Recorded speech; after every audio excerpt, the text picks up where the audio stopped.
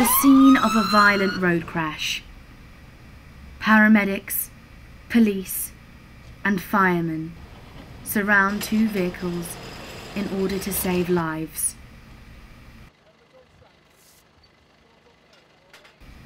One victim is badly injured. The other died instantly. Emergency services across Merseyside have gathered here today to launch their campaign against drink driving this Christmas. They're sending the message to all to not get behind the wheel after that Christmas drink. Ties to the people of Merseyside, the dangers involved in drinking and driving and taking drugs and driving the cars.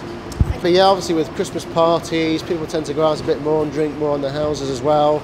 And the inclination is that they're going to jump in the cars, maybe it's only a short journey, just take a chance and go somewhere, but they remain over the limit or certainly unfit to drive through drink or drugs. Thankfully, this horrific crash is staged by the emergency services of Merseyside.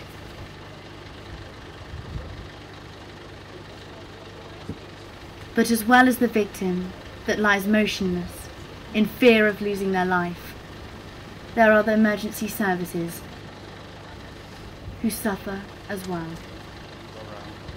Even though that was a staged incident this morning, it brings back, obviously, all the incidents over the years, far too many to account, that I've attended as an operational paramedic dealing with people with serious injuries. So it always brings it back to you whenever you do anything like that. And you can never go to a scene of that kind of devastation and be blasé, shall we say, about it. It always affects you in some way. So we have to think about that. From that point of view, further on than that, people taken into hospital, the hospital staff are still affected by it. You know, especially when we've got young children, you know, young teenagers who are brought in with serious injuries, and a lot of the nurses on the accident and emergency department have got children of their own, so it affects everybody in that way. My son in a car crash. He was killed on Midsummer's Day in 1994. He was 19, Pauline, almost 19, a mother, and he was driving to a football victim, tournament.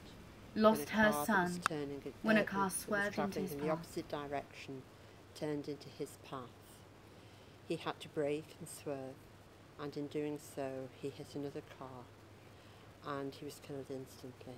I suppose my professional career kind of merged over into my personal life 18 months ago when I heard through my profession that there'd been an accident with 4 young people had died within a vehicle that had left the road. Within 10 or 15 minutes of hearing about that instance, I took a phone call from a close relative of mine, and I kind of put 2 and 2 together really quickly, and it was clear that my niece, who was 19 at the time, had actually died.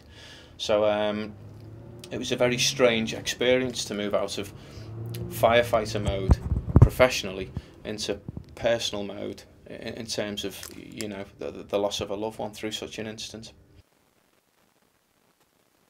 It is estimated that 3,000 people a year die across the UK through drink driving related accidents.